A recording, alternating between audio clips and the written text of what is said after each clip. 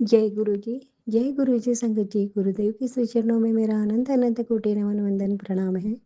गुरुदेव के श्री चरणों में अपना शुक्राना पुष्प समर्पित कर रही हूँ। सत्संग कहने में मुझसे जो भी भूल चूक हो जाए मेरे परम पूज्य गुरुदेव मुझे क्षमा करिएगा। मेरी समस्त संगतजन आप सब भी मुझे माफ़ करिएगा। संगत जी, मैं आज जो सत्संग कह रही हूँ मैं उसे महाशिवरात्रि स्पेशल सत्संग ही कहूँगी, क्योंकि ब्लेसिंग्स ही इस तरह से मिली हैं। इसलिए मैं आंटी जी से रिक्वेस्ट भी करूँगी कि ये सत्संग सुबह अगर शेयर कर देती हैं तो हम समस्त संगतजन को मेरे महाशिव, मेरे भोले बाबा, मेरे परमपिता परमेश्वर की ब्लेसिंग्स हम सबको मिलेगी।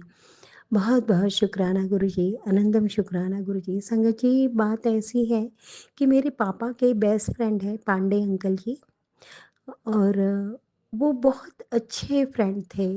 और मैं भी उन्हें बहुत रिस्पेक्ट किया करती थी। मेरे पापा गुरुदेव के श्री चरणों में चले गए, उसके बाद वो पांडे अंकल जी भी चले गए गुरुदेव के श्री चरणों में। किंतु पापा के जाने के बाद वो हमारे घर अक्सर आया करते थे, हमें बहुत आशीर्वाद दिया करते थे, हमारी केयर करते थे। उन्होंने अपने ही घर में, अपने घर के प्रांगण में एक छोटा-सा भोले बाबा का, शिव जी का मंदिर बनाया। जिसमें उन्होंने गुरुदेव की रहमत से, उस समय तो मैं गुरुदेव से नहीं जुड़ी थी, लेकिन फिर भी गुरुदेव तो हमारे साथ अनादिकाल से हैं, साथ हैं। तो भोले बाबा की मैं बचपन से ही पूजा कर किया करती थी, उनकी उनकी शरण चरण में रही हूँ।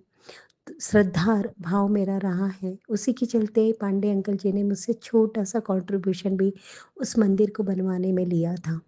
हालाँकि उनकी परिस्थिति बहुत नाज़ुक है, नाज़ुक थी, फिर भी उन्होंने वो गुरुदेव की कृपा से, भोले बाबा की कृपा से अपने घर में मंदिर बनवाया, और छोटा-सा शिवलिंग भी उसमें बहुत सुंदर व्हाइट मार्बल का उन्होंने स्थापित किया।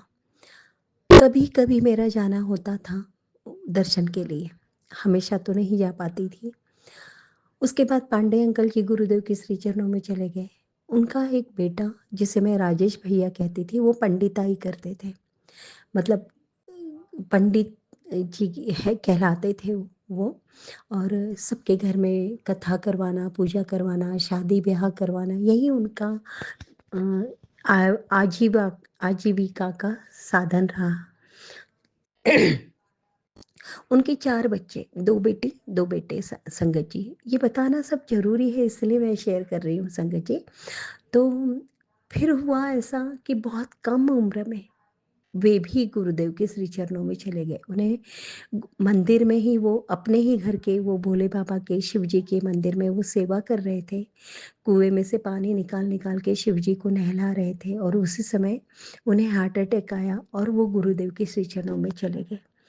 उनकी जो पत्नी है, भाभी मैं जिन्हें कहती हूँ, वो पढ़ी-लिखी नहीं है संगत जी। और चूँकि उनके हस्बैंड पंडिताई करते थे, तो वो बहुत ऐसा बर्तन मांजना, इस तरह का काम तो वो कर नहीं सकती थी। छोटी-सी उनकी ज़मीन है प्रयागराज इलाहाबाद में, गाँव में।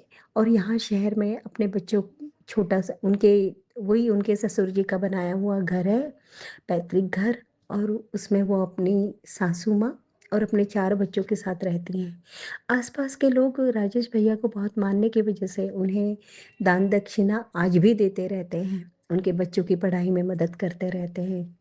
कुछ मेरे ही द्वारा भी गुरुदेव सेवा करवा देते हैं।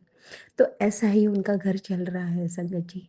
आज उनकी बड़ी बेटी जबलपुर में इंजीनियरिंग कर रही है संगत जी, गुरुदेव की कृपा से। छोटी बेटी डीएमएलटी कर रही है। उससे छोटा बेटा है, वो 9th में है, और सबसे छोटा बेटा है, वो 8th क्लास में पढ़ रहा है संगत जी। मेरा बेटा पढ़ाई करता नहीं है। तो एक दिन मेरे गुरुदेव गुरुदेव ने मेरे मन में थॉट दिया कि मैं राजेश भैया के छोटे बेटे को बुला लेती हूँ। उस बहाने वो भी पढ़ लिया करेगा मेरे पास, और मेरे बेटे को भी एक साथ मिल जाएगा। तो इस तरह से वो छोटा बेटा उनका मेरे पास पढ़ने आने लगा। उसके बाद अब मेरा ऐसा होता था कि मैं यदि इनको पढ़ाने बैठूँ तो मेरी संध्या रह जाती थी, खाना बनाना रह जाता था। तो मैंने कहा थोड़ा सपोर्ट के लिए उनकी बड़ी बेटी को बुला लेती हूँ, मेरे बेटे को पढ़ाने के लिए, और बदले में मैं उसको 1000 रुपीज़ महीने के दे दिया करती हूँ संगत जी। पढ़ाती मैं ही हूँ, लेकिन मेरा हेल्पिंग हैंड करके मैं उसे बुला लेती हूँ। तो इस तरह से भाभी बड़ी खुश हो गई कि उनकी बेटी का पॉकेट मनी निकलने लगा, उनका बेटा भी पढ़ लेता है मेरे घर में आके, जिसकी मैं कोई ट्यूशन फीस नहीं लेती हूँ। गुरुदेव की कृपा से ही ये सेवा उन्होंने मुझे दी और उससे फ़ायदा तो मेरे बेटे का हो रहा है, तो ये बहुत-बहुत शुक्राना है गुरुजी का, इतना सुंदर सब सुव्यवस्था उन्होंने बना दी। अब हुआ ऐसा कि हर मंडे को गुरुदेव ने जो सेवा दी है कि शिव मंदिर जाना है, कच्चा दूध चढ़ाना अर्पित करना है, और आज तो उन्होंने कहा था 7 पके केले के फल चढ़ाना है, 7 पीले फूल चढ़ाना है, कच्चा दूध चढ़ाना है, जलाभिषेक करना है। तो संगत जी, मैं दिन भर तो नहीं जा पाई, मैं इवनिंग में 4 बजे के आसपास निकली हूँ।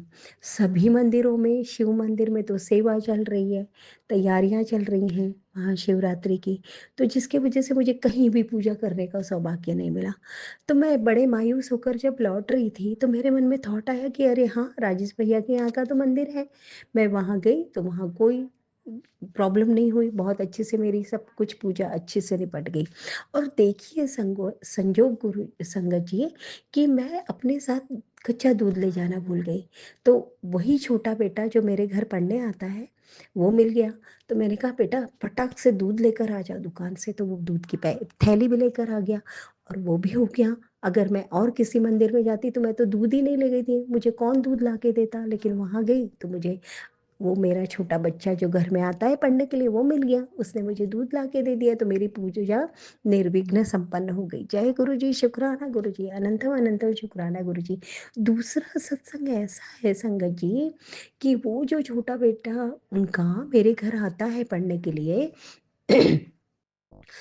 पिछले 7-8 दिन पहले उसने बताया कि आंटी मेरे गले में गांठ हो रही है। मैं उसी को दिखाने के लिए गया था, इसलिए मैं पढ़ने नहीं आ पाया। तो मुझे थोड़ी चिंता हुई, पर मैंने ज़्यादा उस चीज़ को लिया नहीं, मैंने कहा चलो रिपोर्ट आने दो फिर देखते हैं।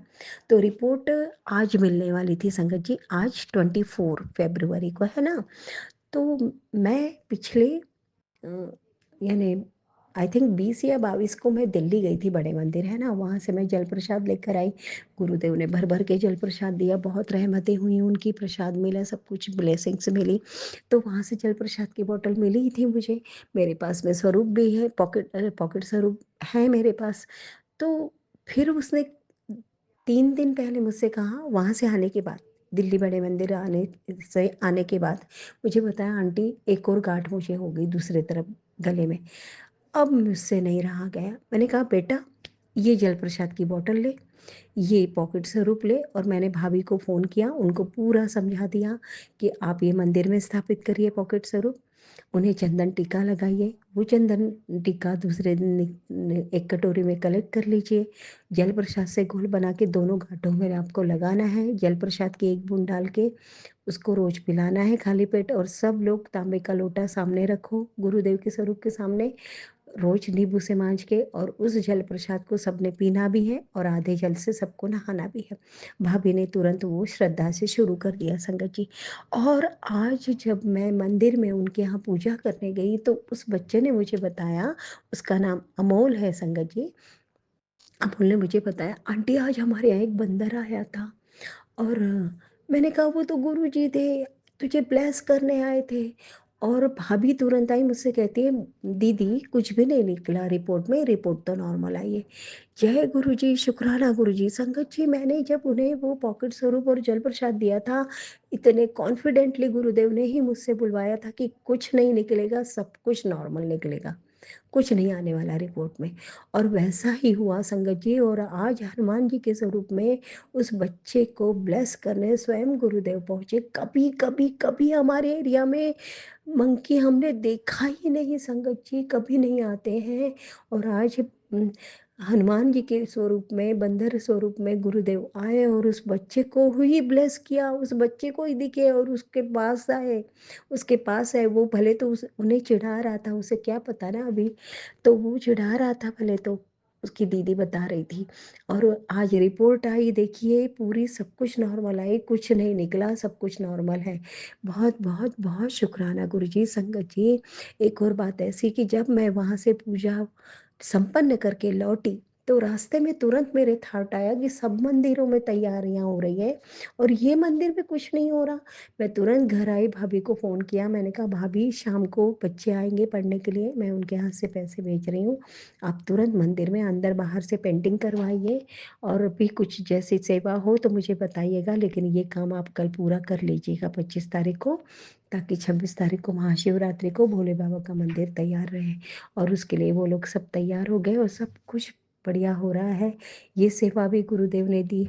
गुरुदेव की बहुत रहमतें हैं। बहुत बहुत शुक्राना गुरु जी, अनंतम शुक्राना गुरु जी। आपके श्री चरणों में अनंत अनंत कोटि नमन वंदन प्रणाम। संगत जी सभी को महाशिवरात्रि की बहुत बहुत बहुत शुभकामनाएं। गुरुदेव आपके श्री चरणों में हम समस्त संगत परिवार नमन वंदन प्रणाम करते हुए आपको भी महाशिवरात्रि की बहुत बहुत बहुत शुभकामनाएं देते हैं। माता रानी को शुभकामनाएं देते हैं। हम सब पर अपनी ब्लेसिंग्स बनाए रखिएगा, अपने श्री चरणों की सेवा भक्ति यूं ही देते रहिएगा। जय गुरु जी, शुक्राना गुरु जी। ओम नमः शिवाय, शिव जी सदा सहाय। ओम नमः शिवाय, गुरु जी सदा सहाय। ओम नमः शिवाय, शिव जी सदा सहाय। ओम नमः शिवाय, गुरु जी सदा सहाय। जय गुरु जी, शुक्राना गुरु जी।